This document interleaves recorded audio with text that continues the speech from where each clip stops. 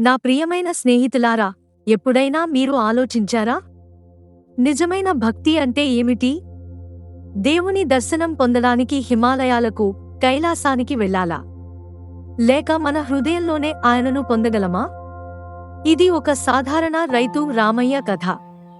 కాని ఆయన భక్తి, దయ, సేవా మనోభావం కారణంగా స్వయంగా దుర్గామాత ఆయనకు ప్రత్యక్షమైంది.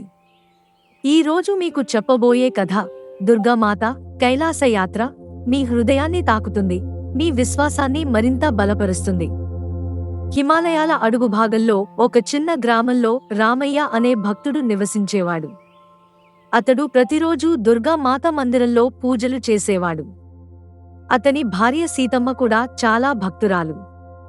వారికి ఒక కుమార్తె రాధిక. ఆమెకు ఇప్పుడు 10 ఏళ్లు. రామయ్య ఎల్లప్పుడూ ఒక కోరిక కలిగి ఉండేవాడు, ఒకసారైనా కైలాసానికి వెళ్లి శివ పార్వతులను దర్శించాలని.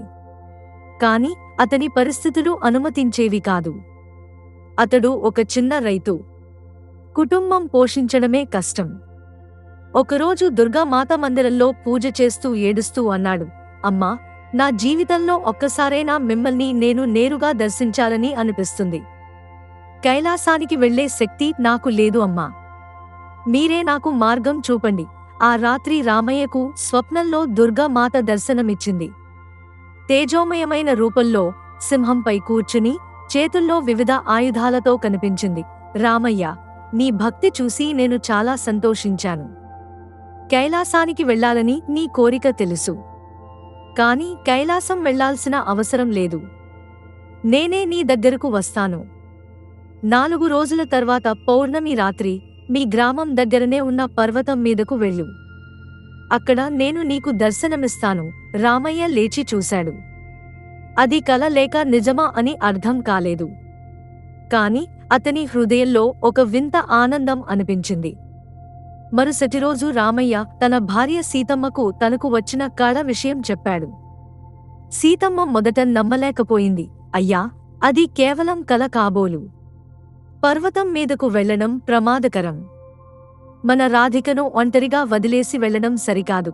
కాని రామయ్య మనస్సులో అచంచలమైన విశ్వాసం కలిగింది. సీతమ్మ, దుర్గామాత స్వయంగా చెప్పింది. నేను వెళ్ళక తప్పదు. గ్రామస్తులకు కూడా ఈ విషయం తెలిసింది.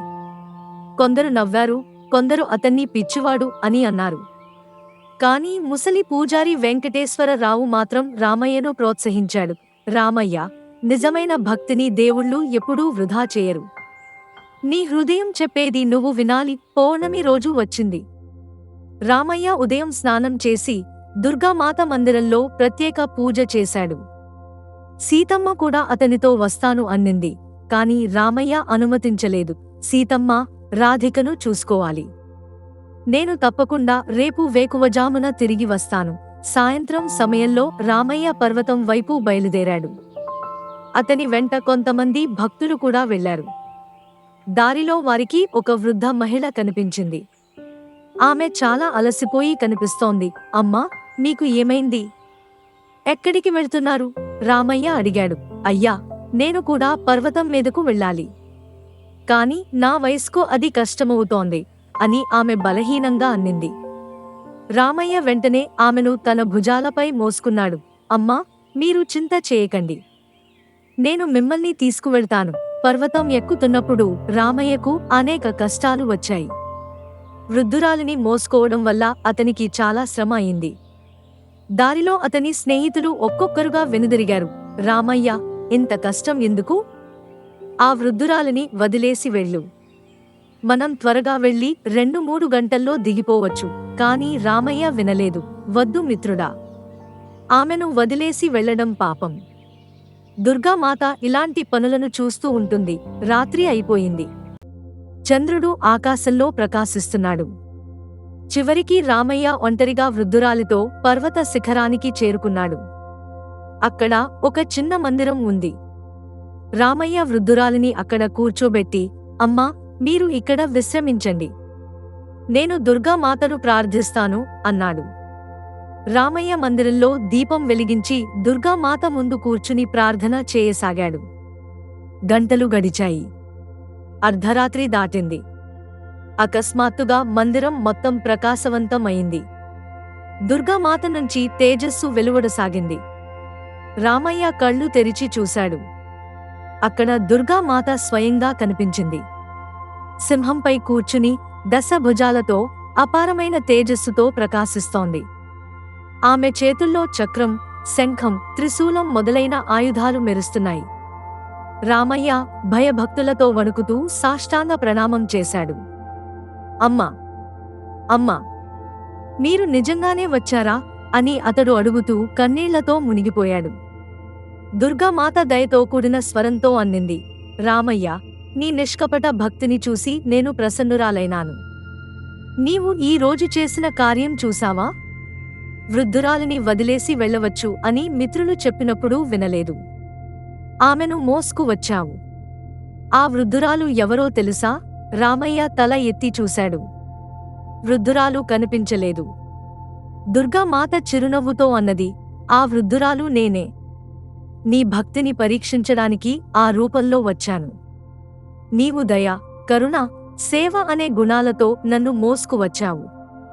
ఇదే నిజమైన భక్తి. రామయ్య, నీవు కైలాసానికి వెళ్ళి నన్ను దర్శించాలని కోరుకున్నావు. కాని నేను ఇక్కడే నీ దగ్గరే ఉన్నాను. నిజమైన దేవుడు దేవాలయాలలో మాత్రమే ఉండడు. దయచేసే హృదయంలో, సేవ చేసే చేతుల్లో, అన్యాయాన్ని ఎదిరించే కంఠంలో దేవుడు ఉంటాడు. దుర్గామాత కొనసాగించింది, నేను నీకు ఒక వరం ఇస్తున్నాను. నీవు ఇకపై ఎప్పుడు కష్టంలో ఉన్నా నా నామం స్మరించు.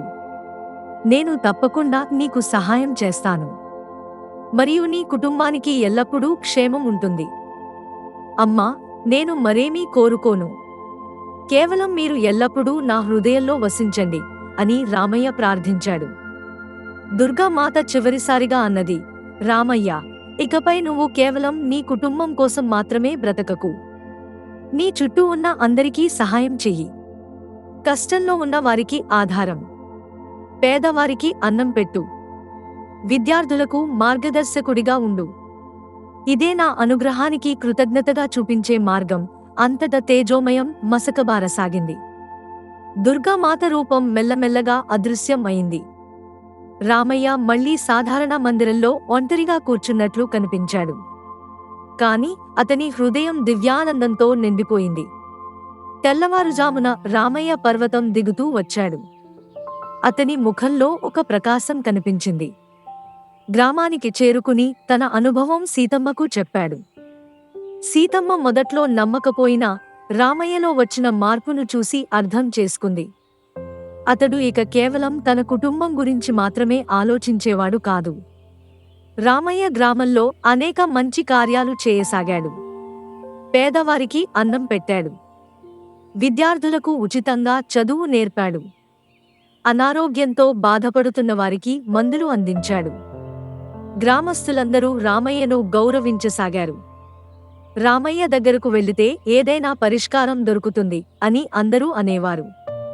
కొన్నేళ్లు గడిచాక గ్రామానికి భయంకరమైన కరువు వచ్చింది. వర్షాలు కురవకపోవడంతో పంటలు వాడిపోయాయి. గ్రామస్తులందరూ కష్టాలు అనుభవించసాగారు. రామయ్య అంతా చూసి బాధపడ్డాడు.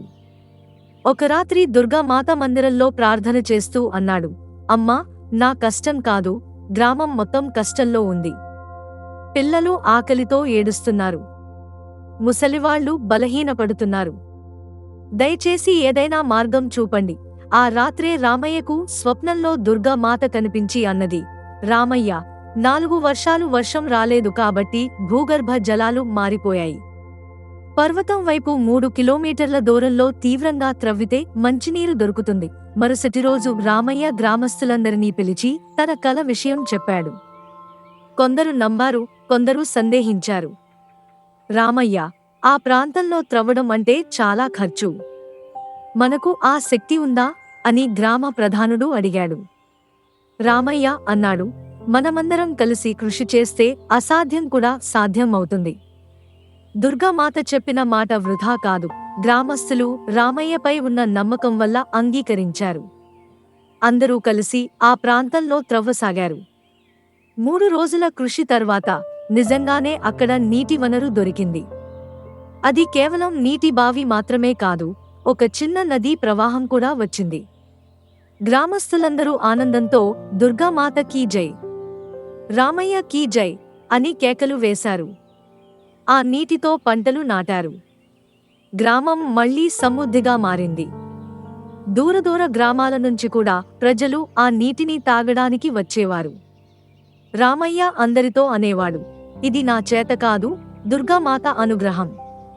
మనమందరం ఆమెకు కృతజ్ఞతలు చెప్పుకోవాలి. రామయ్య కీర్తి దూరదూర ప్రాంతాలకు వ్యాపించింది. అనేకమంది యువకులు అతని దగ్గరకు వచ్చి భక్తి మార్గం నేర్చుకోవాలని కోరారు. రామయ్య వారితో అనేవాడు, నేను ఎటువంటి పెద్దవాడిని కాదు.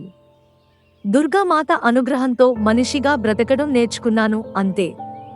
మీరు కూడా నేర్చుకోగలరు. గురువుగారు, మాకు భక్తి మార్గం నేర్పండి అని వారు అడిగేవారు. రామయ్య చెప్పేవాడు, భక్తి అంటే కేవలం మందిరంలో పూజలు చేయడం కాదు. నిజమైన భక్తి అంటే దేవుడిని ప్రతి జీవిలో చూడడం. పేదవాడికి ఆహారం ఇవ్వడం, అనారోగ్యునికి మందు ఇవ్వడం, అజ్ఞానిని విద్య నేర్పడం, ఇదే నిజమైన పూజ. రామయ్య జీవితంలో మరెన్నో అద్భుతాలు జరిగాయి. అతడు పెద్ద వయసులో కూడా గ్రామ సేవలో నిమగ్నమై ఉండేవాడు. అతని కుమార్తె రాధిక కూడా తండ్రి అడుగుజాడల్లో నడుస్తూ సేవా కార్యక్రమాలలో పాల్గొనేది. రామయ్య చివరి రోజుల్లో కూడా దుర్గామాత దర్శనాలు పొందేవాడు. అతడు గ్రామస్తులతో చెప్పేవాడు, దుర్గామాత కేవలం దేవత కాదు, ఆమె మన అందరి తల్లి. తల్లి పిల్లలను ఎలా రక్షిస్తుందో అలాగే ఆమె మనందరినీ రక్షిస్తుంది. కాని ఒక షరతు ఉంది, మనం కూడా మంచివాళ్లుగా ఉండాలి. దుర్గామాత ఎల్లప్పుడూ సత్యం పక్షాన ఉంటుంది, అధర్మాన్ని ఎదిరిస్తుంది. కాబట్టి మనం కూడా సత్యవంతులుగా, ధర్మపరులుగా జీవించాలి. రామయ్య తన చివరి రోజున కూడా దుర్గామాత మందిరంలోనే గడిపాడు. అతని చివరి మాటలు, అమ్మా, మీరు నాకు చాలా ఇచ్చారు, ఇకపై నేను మీ దగ్గరకే వస్తున్నాను. అతని మరణం తర్వాత గ్రామస్తులు రామయ్య గుర్తుగా ఆ నీటి వనరు దగ్గర ఒక చిన్న దుర్గామాత మందిరం కట్టారు. ఆ మందిరానికి సేవా దుర్గా ఆలయం అని పేరు పెట్టారు. ఈ రోజు వరకు ఆ మందిరం ప్రసిద్ధంగా ఉంది. అక్కడికి వచ్చే భక్తులందరికీ రామయ్య కథ చెప్పుతారు. ఆ కథ వినే ప్రతి మనిషి అర్థం చేసుకుంటాడు, దుర్గామాత దర్శనం పొందాలంటే ఎంత దూరం వెళ్లాల్సిన అవసరం లేదు. నిజమైన భక్తి మరియు సేవ ద్వారా ఆమె మన హృదయంలోనే దర్శనమిస్తుంది. కథ యొక్క సందేశం, దుర్గామాత కేవలం శక్తి దేవత మాత్రమే కాదు, ఆమె కరుణామయి కూడా. నిష్కపట భక్తి, నిస్వార్థ సేవ, దయ, కరుణ అనే గుణాలు ఉన్నవారికి ఆమె తప్పకుండా దర్శనమిస్తుంది. నిజమైన దేవుడిని చూడాలంటే దేవాలయాలకు మాత్రమే వెళ్లాల్సిన అవసరం లేదు. మనం చేసే ప్రతి మంచి పనిలోనూ, సేవా కార్యక్రమాలలోనూ దేవుడు ఉంటాడు.